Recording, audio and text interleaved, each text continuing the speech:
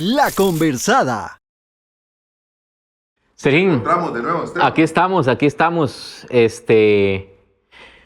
Mira, yo, cuando me han preguntado por Sergio Castro, la gente me dice, sí, el que sabe mucho de salsa. ¿Ah? Y yo les digo, si supieran que no solamente es de salsa, ¿verdad? Y no es porque estés aquí, tengamos ya tanto rato de hacer top salsa, y bueno, cuando el salsoscopio, y que ya nos conocíamos hace bastante tiempo. Si hay algo que yo, digamos, admiro de vos, ma, es que, pues sí, obviamente sos una biblioteca andante de salsa, una audioteca y una videoteca andante de salsa, no solamente salsa, Claro. sino que vos podés hablar de música en inglés, podés hablar de reggae, puedes hablar de calipso, puedes hablar de soca, puedes hablar de cualquier artista, hasta de música contemporánea. Entonces, sos más que salsa. Sí. Eso está clarísimo. Pero evidentemente, Top Salsa y clásicos de la salsa y el salsoscopio y todo, pues hay una pasión de por medio, hay un gusto además afinado ahí y todo. Pero ¿por qué la salsa, Sergio? Digamos, siempre he tenido como esa curiosidad. Este mae, ¿por qué empezó a escuchar salsa? ¿Qué fue lo que... ¿O no fue salsa lo primero? No fue salsa, vamos a ver. Yo soy el hijo menor de una familia donde hay en total 8 hermanos en casa, ¿verdad?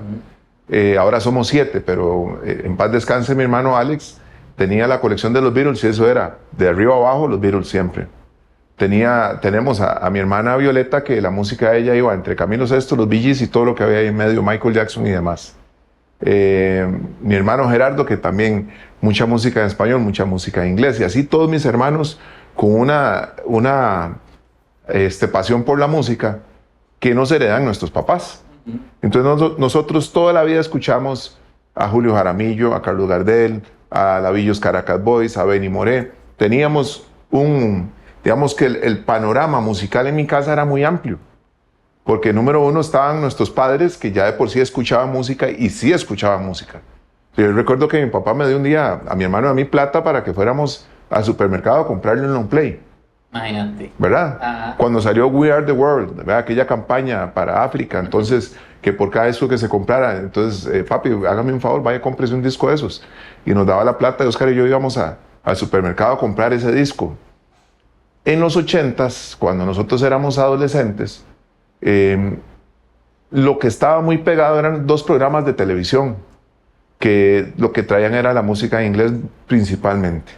Claro, cuando hablamos de la música en inglés a principios de los 80s, estamos hablando de artistas que venían con una fuerza increíble: Madonna, Michael Jackson, Journey, y ahí venía Blondie, venía B52 y un montón de música, y los videos nos tenían locos porque esa posibilidad no estuvo en los 70s. No la tuvieron mis hermanos, por ejemplo, de ver videos en televisión. Aparte que ya los televisores en la gran mayoría de hogares eran a colores. Vea qué interesante, Esteban, porque empezamos con esa música. Sin embargo, yo escuchaba una canción como Cheche Colé de Willy Colón con Héctor Lavoe y claro que retumbaba en mi cabeza.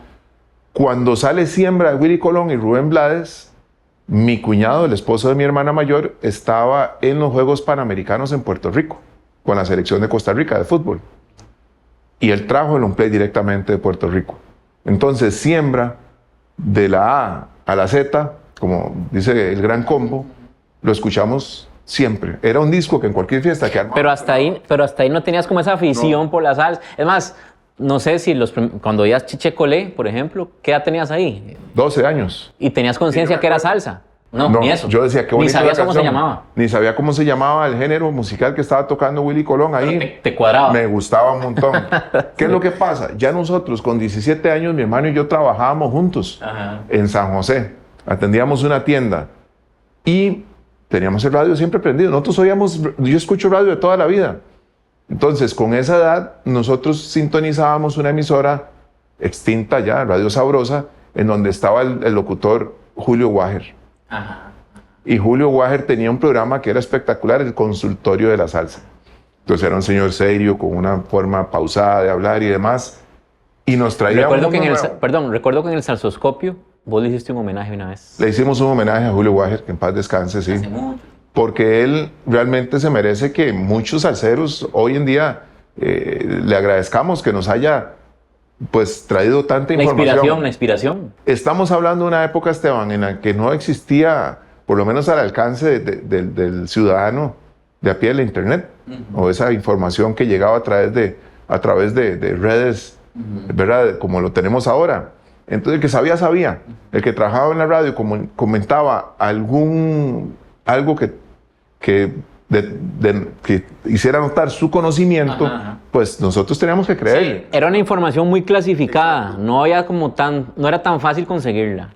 O sea, si él te lo decía, ponerle la firma. Había que tener una fe pública, digamos, Sí, el locutor en aquella época, ¿verdad? Sí. Y yo a Julio Wager lo empecé a escuchar con la salsa romántica, él promovía a Eddie Santiago, Frankie Ruiz y todo lo que estaba pasando, pero él siempre hablaba de su amistad con los artistas. Entonces empezamos nosotros a consumir la salsa romántica en aquella época y de por sí era muy fácil. Y qué chiva, porque él era, entonces vos decías, qué chiva, porque es compa de los artistas. Claro. Bueno, ve lo que es la vida. Eso yo lo escuchaba y yo no lo creía tanto. Yo decía, bueno, hay que ver, ¿verdad? Porque... Sí. Y tengo dos anécdotas con Julio Wager. Me acuerdo que vino a promocionar un disco que se llamaba El Sonero del Mundo y la disquera me invitó a mí. Yo vendía discos en esa época. Me invitaron porque trabajaba con una cadena de tiendas que era muy importante, pero aparte porque sabían que yo era salsero. Entonces yo fui a la conferencia de prensa que trajo la disquera para atender a Oscar de León. En el ascensor íbamos Julio Wager, la gerente de mercadeo y de promoción en esa época de esta disquera y este servidor. Íbamos los tres ahí. Julio Wager y yo nos conocíamos, nos hablábamos y todo, pero no éramos amigos, no éramos cercanos. Entonces íbamos los tres ahí, se abre el ascensor, salimos del ascensor y Oscar de León está atendiendo una entrevista individual. Aparte de la conferencia que iba a dar, alguien lo estaba entrevistando en una mesa. Y cuando nosotros salimos del ascensor, Oscar de León vuelve a ver y dice, Julito, mi hermano. Y se levantó de la mesa donde estaba y se vino directo. Dejó la entrevista botada para saludar a Julio Wager. Imagina. Y yo dije, ahí sí, por ahí anda el asunto, ¿verdad? Claro. Después, la única foto que tengo yo con Celia Cruz, Así quiero ser yo cuando sea grande. ¿Dijiste vos? yo no sabía que yo iba a tener la oportunidad de estar en la radio todavía. Pero, o sea, digamos, ok, oías Chechecolé, te encantó Siembra, pero ¿dónde viene el click que vos dijiste? La salsa. Frankie Ruiz, 8-7, por ahí 8-6. Y insisto con esto, Esteban, ya lo conocíamos. Ya habíamos escuchado cómo lo hacen, habíamos escuchado Patsy, que era un calipso, una soca, habíamos escuchado La Rueda, como una estrella, todo eso ya yo lo había escuchado. Nunca asocié a Frankie Ruiz con esas orquestas, ¿verdad? Aquí no era un tema de los cantantes de la orquesta, era la orquesta, se hablaba de Frankie Ruiz, de Tommy Olivencia, era la orquesta Tommy Olivencia. ¿Y paraste de escuchar lo otro que venías oyendo por, No. o sea, como que te enfiebraste con la salsa? Ah, sí, pero nunca dejé de escuchar la música que escuché de joven y colecciono esa música tanto como la salsa. O sea, la salsa nunca ha hecho que vos discrimines otro género. Nunca. No puedo. No podría porque no sería el Sergio Castro que hace el top salsa. Puña, ¿y cómo hay gente que hace eso, ah? Dentro de la salsa. No, y que te desacredita porque escuchas otras cosas. Y eso yo no... Ese puede ser tema para otra conversada. Es que, Esteban, ya para cerrar el capítulo de Julio Wager, que para mí es Sí, el que me involucra Ajá. sin que él se diera cuenta en la salsa, Ajá. la única foto que tengo con Celia Cruz, estoy yo, está Celia, está Julio Wager a la par. Claro. Como el gran amigo de Celia, que él siempre dijo que fue, y así lo es. O sea, así fue. O sea, vos descubriste que realmente él sí, lo que decía sí era. Exactamente. Ya yo me involucro ahí con la salsa fuerte y empezamos a oír toda esa música que estaban promocionando en aquella época las emisoras, que era la salsa romántica. Y de por sí, enamorarse de la música de Héctor Lavoe, del Gran Combo, y es tan fácil, ¿verdad? Que entonces yo crezco ya como un joven adulto, o un adulto joven, ya con la salsa. Ahí era conciertos Claro. y demás. Lo que yo no sabía, lo que nunca supe, lo que no vi venir fue tener cercanía con los artistas. O sea, que de un pronto a otro recibo un WhatsApp de Jerry Rivas. En primera instancia, tener un programa, tener un espacio. Y luego esta otra parte. Esa otra parte, digamos, allá por el año 2003, que me llaman de Z para formar parte del equipo de Z, para hacer el salsoscopio, fue muy importante. Programa que hicimos juntos 4 meses, nosotros. Sí. Los 4 meses finales De salsoscopio, sí. del salsoscopio nos tardamos aproximadamente 10 años para volver a la radio, volver al aire ese clavillo ahí. con Top Salsa.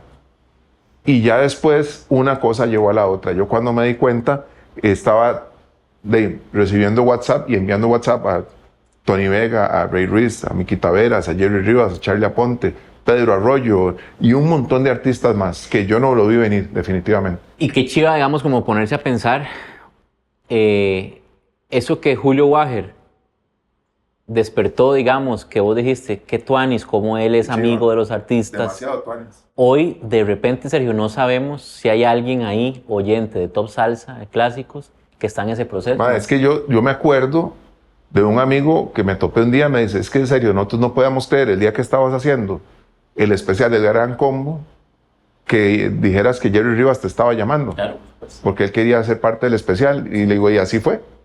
Inmediatamente me dijo, serio, ¿qué? ¿Ya terminaste? ¿Puedo ingresar? ¿Podemos hacer algo? ¿Qué hago? Le digo, no, quédate en línea. Conecté mi teléfono a la línea de la radio y salimos al aire con Jerry Rivas el día del cumpleaños de Jerry Rivas, que era el aniversario. Yo soy testigo de todo eso. Todo ese proceso ha sido lindísimo y incluso yo mismo digo que carga, porque no hay que mediar un correo, no hay que mediar un promotor, no hay que mediar un manager. Directamente vos hablas con el artista, pero no como encargado de un programa de salsa, como comunicador, como de un medio de comunicación con el artista, sino que son compas. Bueno, ahora... Te dicen cosas en las entrevistas que no le dicen a nadie más porque hay mucha confianza, porque saben que son compas y que te lo pueden decir sin un problema. Ahora que una amiga se tomó una foto con Charlie Aponte, estábamos en el camerino ahí, y cuando ella sale de la foto, de ese momento, de ese encuentro, se va directo donde mi hermano. Le dice, ahí se quedó tu hermano hablando con Charlie de tú a tú. Claro. Dice, pues es que ellos son compas. Claro, claro. Ellos se textean de vez en cuando y se hablan y se pasan recetas y hablan ahí. Y yo eso realmente no lo vi venir, Esteban. Me acuerdo, nosotros en pandemia, que teníamos una entrevista con Andy Montañez. Estaba para las 8 de la noche aproximadamente. A esa hora empezó la entrevista con Andy Montañez, duró casi 50 minutos. Casi la hora, sí. ¿Verdad? Y yo tenía que terminar esa entrevista y yo sabía, terminaba la entrevista y que esa noche yo iba a dormir y me tenía que levantar para entrevistar a Gilberto Santa Rosa. Pasé de un gran artista a otro gran artista, extraordinarios los dos. Y que los dos le dan un crédito enorme al Gran Combo de Puerto Rico. Entonces a mí me dicen, ¿cuál es su orquesta favorita? Para mí el Gran Combo. Hay muchas orquestas que son maravillosas, la Sonora Ponceña. Y por esos días conversaste con Jerry Rivas. ¿Verdad? Es que eso fue, se nos vino una avalancha de entrevistas y quedaron los contactos y quedamos nosotros en un lugar en el que, y repito, Esteban, yo sería muy mentiroso si yo te digo a vos, no, que yo me veía de un pronto a otro llegar a un concierto y que Ray Ruiz me reconozca y se venga directo a saludarme, darme un abrazo. Bueno, ahorita me acabas de enseñar un video ahí donde ves a Ray Ruiz en un lugar y un hotel y Ray Ruiz te ve y para y te saluda. Claro. Te pasó con Víctor Manuel también. Con Víctor Manuel me pasa con Charlie Aponte, por ejemplo, y con Miki Taveras, que somos muy cercanos. De verdad que sí. Yo no veía eso venir. Llegó para quedarse, pero llegó de una forma orgánica a una tierra fértil, porque yo estoy recibiendo buena vibra, Esteban, es que así es la salsa, sí. ¿verdad? ¿Y por qué te gusta la salsa, man? O sea, ¿qué la salsa es lo que te atrapó? O no sé si algo ha cambiado hoy, que vos decís ya con todas esas experiencias, ahora hay algo más que me gusta, o lo que me empezó gustando ya no es eso, ahora, o sea, ¿qué es? No, la salsa tiene algo que no tiene ningún otro género musical, que es el tema del Caribe, ¿verdad? La salsa empieza contando, como toda la música, en muchos pueblos en donde está la afrodescendencia, ¿verdad? Que empiezan a contar historias que nacen en las zafras, que nacen en los cultivos y que nace donde la gente al final de la tarde se reúne con un banjo o con una guitarra, con un tambor que se hicieron, que se armaron, y empieza la música contando historias del pueblo, historias de la finca, historias de la vida. Entonces, yo empecé a oír salsa y me recuerda tanto la música aquella de Benny Moré y de otros grandes artistas de aquella época, involucran los boleros también. Y la salsa sí, por supuesto que ha ido en una transformación con la salsa romántica, después las fusiones, que la salsa con algún artista urbano. Pero en general, la salsa me toca las fibras. Me recuerda a mis papás que ya no están. De La Murga, por ejemplo. La Murga es la canción favorita de mi papá, de la salsa. Y esa canción yo la escucho por él. Y cada vez que la escucho es para él y por él, digamos. Y entonces hay una conexión directa a mis fibras. Yo digo, esto es maravilloso. Sin embargo, tengo que admitir que eso me pasa con otros géneros musicales y con otros artistas de otra música. O sea, para hacer un top, ¿qué? Un top. Yo si tuviera que hacer un top 10, en este top 10, aparte de algunos salseros que incluyen el Gran Combo, que incluyen a Frankie Ruiz, que incluyen a Ismael Rivera, a Rubén Blades, ahí meto a Jairo de Argentina, a Roberto Carlos de Brasil. Son tantos artistas, a Juan Gabriel de México, que la gente no puede imaginarse como ese salsero que fue a 4 conciertos de Juan Gabriel, o fue a, qué sé yo, de ahí, a 7 conciertos de Jairo. ¿Con qué tiempo? Yo fui a ver a Roger Waters o a Paul McCartney, pero si lo mío es salsa, no, lo mío es la música, claro. ¿Verdad? Y tengo esa pasión por la música que hoy me permite compartir un sentimiento que lo entiendo. Entre más música distinta escucho, más entiendo la salsa. Bueno, hasta hace poquito que hicimos cuando vayan a escucharnos y a vernos con este episodio, pero venimos de hacer un especial de Selena, donde vos estuviste. Claro. Esa es la amplitud que yo decía al principio, digamos. Obviamente, por razones obvias, te van a encasillar con la salsa, pero es que yo a todo el mundo le digo, es que ese más es más que salsa. Sería más que salsa. Por ejemplo, hay un especial que yo algún día quiero hacer, el de los hermanos Rosario. Sí. Y los salseros no podrán entender por qué yo quiero hacer un especial de los hermanos Rosario. Porque ellos tienen la salsa. Sí, así es. Sergín, hay 2 conversadas que tenemos que hacer relacionadas con la salsa, pero primero era esto, como quitarnos el clavo a Sergio, ¿por qué es que le gusta tanto la salsa? ¿Por qué? ¿De dónde viene la salsa? Ya lo vimos, hay 2, que es esa división que hablamos de la salsa, que ese va a estar bien interesante. Ese es muy rudo. Ese episodio. Y la salsa moderna, la salsa reciente, los artistas que no hacen salsa, los que hacen salsa por marketing, todo este fenómeno que hizo, por ejemplo, un Bad Bunny, todo eso queda para otra conversada. Queda para una conversada, Esteban, y muy importante esa primera que nombraste, la división que hay entre salseros, que se tiene que acabar si queremos que esto sea cada vez, que sume, que no sea tan exclusivo. Listo, entonces,